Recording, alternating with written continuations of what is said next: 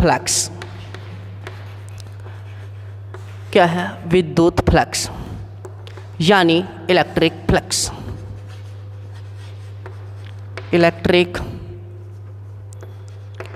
Flux, इसके बारे में अपन चर्चा करेंगे। देखिए समझे, विद्युत क्षेत्र अपने पढ़ा आवेश के चारों तरफ का जो आवरण होता है जिसमें वो आकर्षण और प्रतिकर्षण का अनुभव करता है, वो आपका विद्युत फ्लक्स, वो विद्युत क्षेत्र कहलाता है। अब देखिए विद्युत फ्लक्स क्या होगा। विद्युत परिभाषित करने के लिए विद्युत बल रेखाएं पढ़ी। क्या पढ़ी? विद्युत बल रेखाएं पढ़ी आपने। जब ये विद्युत बल रेखाएं, मैं ये बता देता हूँ कि ये विद्युत क्षेत्र की दिशा को बताती हैं, ठीक है। विद्युत बल रेखाएं धनावेश से प्रारंभ होकर ऋणावेश पर समाप्त होती हैं, ये भी बता चुका।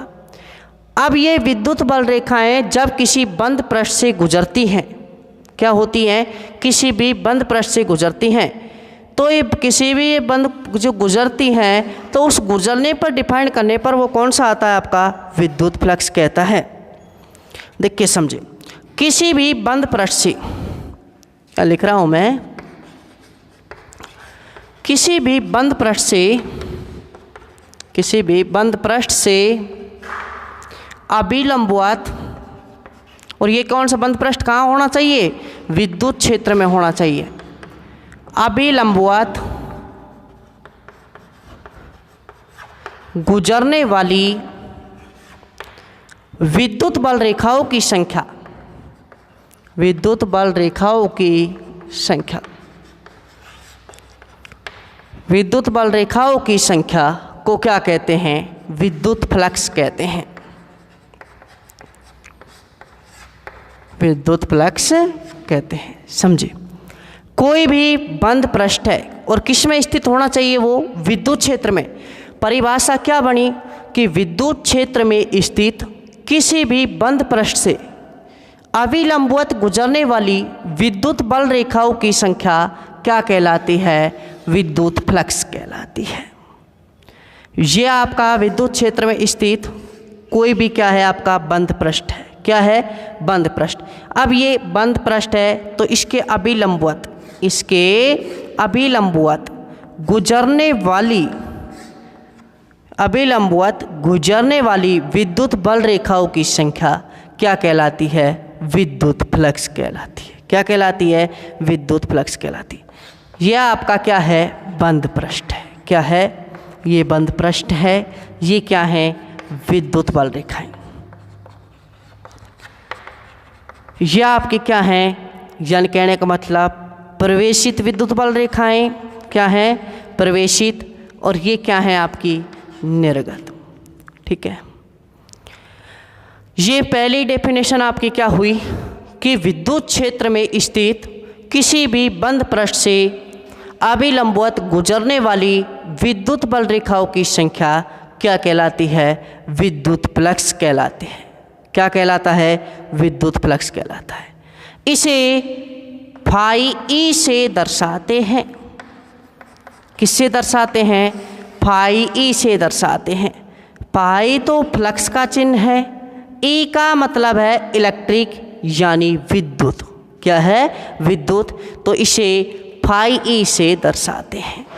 क्लियर है? नेक्स्ट आगे समझे। ठीक है, ये परिभाषा समझ में आ गई, बेसिक डेफिनेशन। नेक्स्ट देखें, नेक्स्ट परिभाषा आपकी क्या होती है उसको समझते हैं। यानी कहने का मतलब ड्राइव रूप क्या होता है, यानी मैथमेटिकल रूप क्या होता है उसको समझते हैं। देखिए ये क्या होता है, दूसरी परिभाषा, किसी बंद पृष्ठ, किसी बंद पृष्ठ से संबंधित विद्युत फ्लक्स, विद्युत फ्लक्स। देखिए ये आपका कोई भी बंद पृष्ठ है। क्या है? ये कोई भी बंद पृष्ठ है। इससे ये विद्युत बल रेखाएं मान लीजिए पारगमित हो रही हैं, कहने का मतलब गुजर रही हैं। मतलब इसकी बात करें तो यहाँ विद्युत क्षेत्र क्या मान लिया अपन ने? E vector. क्या मान लिया? E vector. और ये क्षेत्र दूसरा ये मान लीजिए आपका एस वेक्टर। ये क्या है? क्षेत्रफल सदिश। क्या है? क्षेत्रफल सदिश। समझे मेरी बात? ये क्या है आपका क्षेत्रफल सदिश। इसका मतलब क्या है कि कोई भी आपका पृष्ठ है, अगर उसके इस प्रकार जा रहे हैं, जैसे मान लीजिए ये है आपका, ये मान लीजिए ये क्या है, ये पृष्ठ है, एक बोर्ड को माने पृष्ठ माने, तो इसको अपन कहाँ जा सकते हैं, बाहर की ओर जा सकते हैं। ठीक है, अंदर की ओर जा नहीं सकते, बाहर की ओर जा सकते हैं, तो ये क्या हो गया आपका क्षेत्रफल सदिश कहाँ होगा, बाहर की ओर होगा। ये दोनों के बीच का कोण क्या है, दोनों के बीच का कोण। तो विद्युत फ्लक्स क्या होता है उससे संबंधित फाई ई बराबर क्या होता है, ई वेक्टर डॉट एस वेक्टर। क्या होता है, फाई ई बराबर E vector dot S vector. यानी किसी बंद पृष्ठ से संबंधित विद्युत फ्लक्स का मान उस पृष्ठ से संबंधित विद्युत क्षेत्र तथा क्षेत्रफल सदिश, विद्युत क्षेत्र ई या विद्युत क्षेत्र की तीव्रता ई वेक्टर तथा क्षेत्रफल सदिश एस वेक्टर के अदिश गुणनफल के बराबर होता है। क्या होता है, अदिश गुणनफल। अदिश गुणनफल का मतलब डॉट लगता है, सदिश गुणनफल का मतलब क्रॉस लगता है। अदिश में आप जानते कोस थीटा आता है और उसमें सदिश में साइन थीटा आता है। तो क्या होगा कि फिर से बता रहा हूँ, किसी बंद पृष्ठ से संबंधित विद्युत फ्लक्स का मान विद्युत क्षेत्र की तीव्रता ई वेक्टर तथा क्षेत्रफल सदिश एस वेक्टर के अदिश गुणनफल के बराबर होता है, अर्थात फाई ई बराबर E vector dot S vector होगा। नेक्स्ट यहाँ से आगे देखिए, फाई ई बराबर ई वेक्टर, अब वेक्टर हटा दीजिए, क्या हो जाएगा, E S cos theta, E S cos theta. E क्या है आपका, विद्युत क्षेत्र की तीव्रता,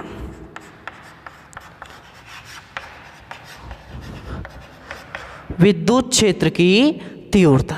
नेक्स्ट एस क्या है आपका, क्षेत्रफल सदिश। क्या है, क्षेत्रफल सदिश। क्या आया है, कोस थीटा। थीटा क्या होता है, थीटा होता है ई वेक्टर व एस वेक्टर के बीच का कोण, बीच का कोण होता है। कहने का मतलब क्या है कि विद्युत फ्लक्स 3 पैरामीटर पर डिपेंड करता है। क्या है कि विद्युत फ्लक्स 3 पैरामीटर पर डिपेंड करता है। पहला क्या है, ई विद्युत क्षेत्र की तीव्रता पर, विद्युत क्षेत्र की तीव्रता पर निर्भर करेगा। दूसरा एस वेक्टर क्षेत्रफल सदिश, क्षेत्रफल सदिश। नेक्स्ट तीसरा लास्ट पोर्शन थीटा पर। थीटा क्या है, ई वेक्टर व एस वेक्टर के मध्य कोण पर निर्भर करता है। क्या करता है, निर्भर करता है। आ गया समझ में हो इतना? ठीक है, 3 पैरामीटर पर डिपेंड करता है। पहला तो है आपका विद्युत क्षेत्र की तीव्रता, दूसरा है क्षेत्रफल सदिश। क्या है, क्षेत्रफल सदिश। नेक्स्ट तीसरा क्या है आपका, थीटा, जी क्या है, ई वेक्टर व एस वेक्टर के मध्य का कोण। तो देखिए समझे, यदि मान लीजिए, देखिए यदि थीटा बराबर 0 डिग्री हो, ये भी करके अभी यहीं देख लेते हैं अपन। मान लीजिए 3 पैरामीटर पर डिपेंड कर रहा है, ई वेक्टर, एस वेक्टर तथा थीटा पर निर्भर करता है।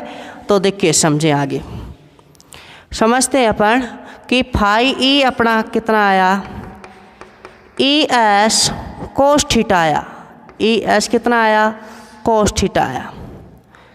ठीक है, समझें। पहला कंडीशन क्या देखें अपन, मान लीजिए इस प्रकार कोई बंद पृष्ठ है। क्या है, ये बंद पृष्ठ है। ये आपका क्या हो गया, ई वेक्टर, और इधर ही क्या हो जाए, एस वेक्टर हो जाए। तो थीटा बराबर कितने डिग्री हो गया, यहाँ 0 डिग्री हो गया। कितने डिग्री हो गया, 0 डिग्री हो गया। तो देखिए कोस 0 का मान कितना होता है, 1। तब यहाँ से फाई ई बराबर कितना आ जाएगा, ई एस। कोस 0 का मान 1 हो गया, तो ये अपना मैक्सिमम विद्युत फ्लक्स हो गया। क्या हो गया, मैक्सिमम विद्युत फ्लक्स हो गया। क्लियर है? सेकंड कंडीशन अपन देखें, सेकंड में क्या देखते हैं, देखिए समझे। यदि यहाँ इस प्रकार हो, इस प्रकार क्या करते हो, तो अगर मान लीजिए ई वेक्टर इधर है आपका और मान लीजिए एस वेक्टर आपका इस रूप में ले लें, तो थीटा बराबर कितनी डिग्री हो जाएगा, 90 डिग्री, 90 डिग्री। जब ये 90 डिग्री हो गया तो कोस 90 का मान कितना होता है आपका, 0। कोस 90 का मान कितना होता है, 0। तो फाई ई बराबर ई एस इंटू 0, तो फाई ई बराबर कितना हो जाएगा, 0। क्या हो जाएगा, 0 हो जाएगा। एक कंडीशन और देख लेते हैं अपन कि नेक्स्ट कंडीशन थर्ड क्या ले सकते हैं। यदि इस प्रकार क्या करती हो, या आपका ई वेक्टर हो या आपका क्या हो, एस वेक्टर हो, क्लियर है। तो थीटा बराबर कितना हो गया, 180। कॉस 180 का मान कितना होता है, -1। तो फाई ई बराबर कितना हो जाएगा, -ES। कितना हो जाएगा, -ES हो जाएगा। आ गया। तो इन तीनों से निष्कर्ष क्या निकला, करने से क्या फ़ायदा निकला कि भाई विद्युत फ्लक्स है वो धनात्मक, भाई इसके आगे क्या रहा है, पॉजिटिव, शून्य तथा ऋणात्मक हो सकता है। विद्युत फ्लक्स धनात्मक, शून्य तथा ऋणात्मक हो सकता है। तीनों कंडीशन हो गई। पहली कंडीशन थीटा बराबर 0 डिग्री, यानी ई वेक्टर समांतर है किसके, एस वेक्टर के। ई वेक्टर परपेंडिकुलर है एस वेक्टर के और इसमें समांतर है लेकिन विपरीत है। तीनों कंडीशन पड़ी, तीनों से निष्कर्ष क्या निकला कि विद्युत फ्लक्स का मान धनात्मक, ऋणात्मक तथा शून्य हो सकता है। क्लियर है। नेक्स्ट समझे।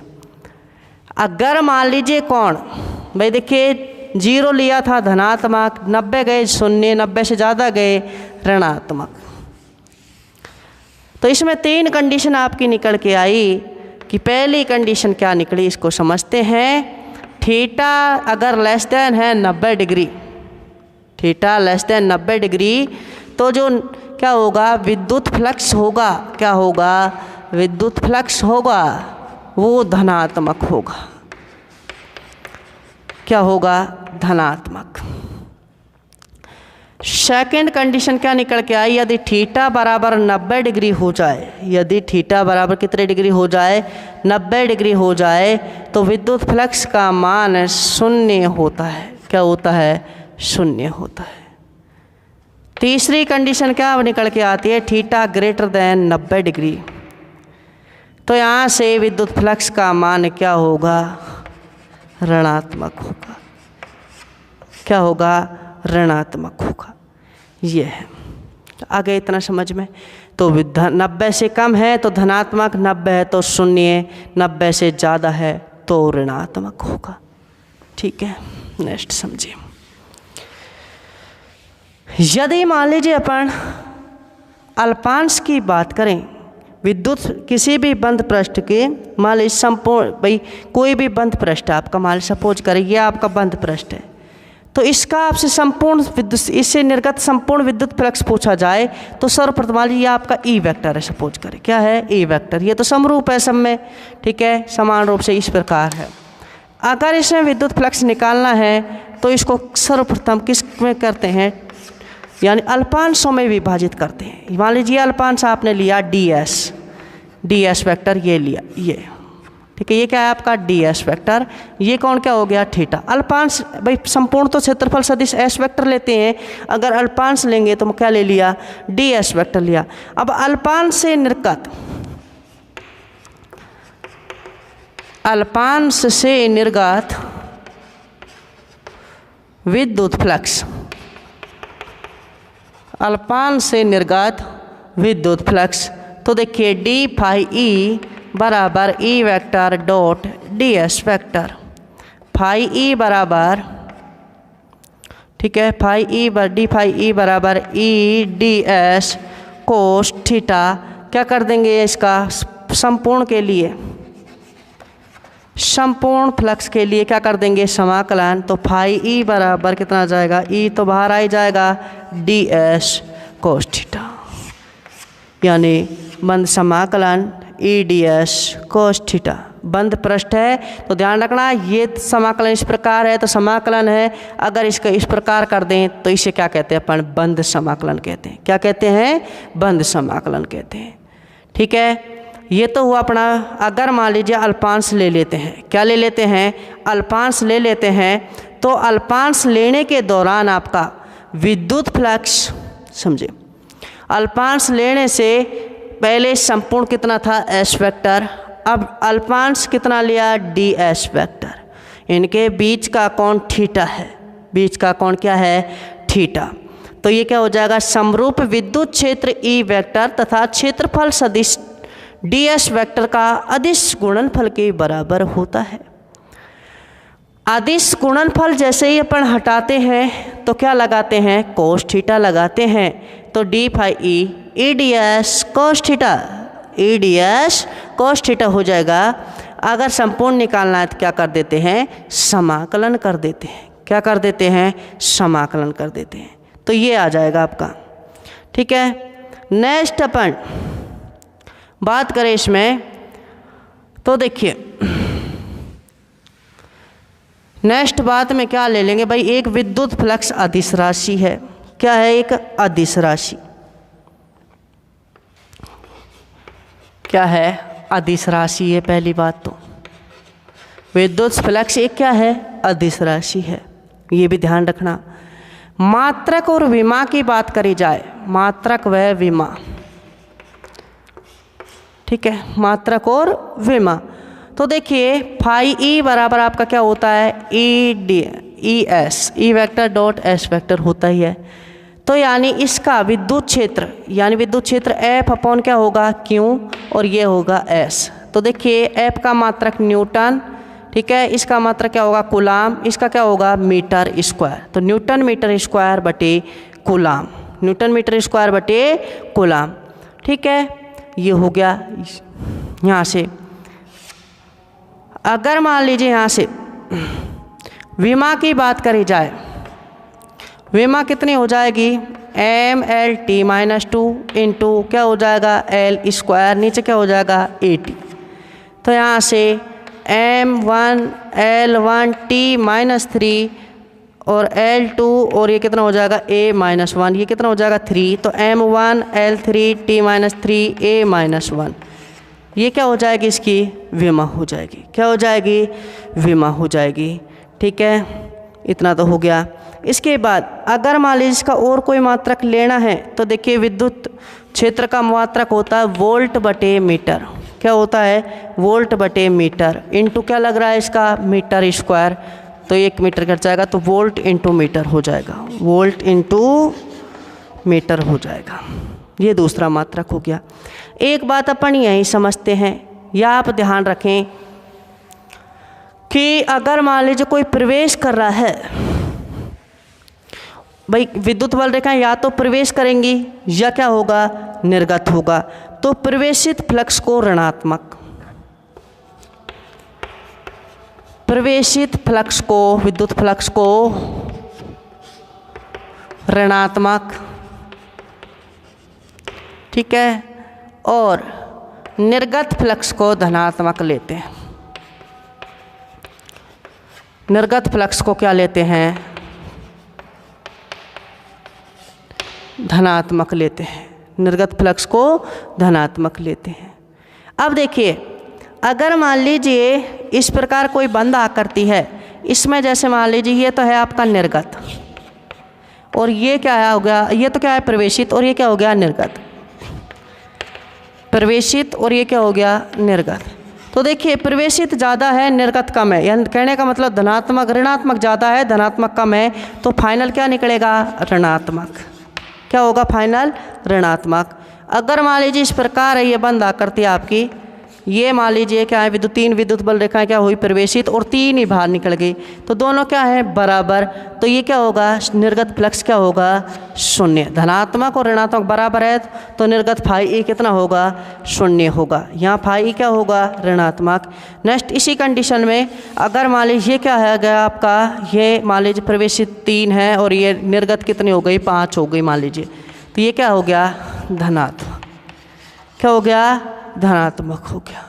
क्लियर है। तो विद्युत फ्लक्स का मान धनात्मक, ऋणात्मक तथा शून्य हो सकता है। ये इस प्रकार की कंडीशन हो गई। ठीक है। तो इस वीडियो में हमने विद्युत फ्लक्स की परिभाषा, मात्रक विमा, कब धनात्मक होता है, कब ऋणात्मक होता है, 3 प्रकार हो सकते हैं, शून्य, धनात्मक, ऋणात्मक और शून्य। यदि प्रवेशित ज़्यादा है तो ऋणात्मक, अगर यानी दोनों बराबर हैं तो शून्य, और क्या हो सकता है, धनात्मक। ये ऋणात्मक, शून्य और धनात्मक हो सकता है, तीनों प्रकार। अब जो भी अपन नेक्स्ट वीडियो में करेंगे वो पढ़ेंगे सतत आवेश वितरण। क्या पढ़ेंगे, सतत आवेश वितरण, उसके बारे में डेफिनेशन करेंगे। मैं समझता हूँ इतना आपका जो भी मैंने समझाया ये समझ में आया होगा, और आप ध्यान से देखें, एक बार समझ में नहीं आता है 2 बार देखें। ठीक है। नेक्स्ट इस प्रकार कंटिन्यूटी अपनी बढ़ती जाएगी। तो नेक्स्ट वीडियो देखते हैं। धन्यवाद।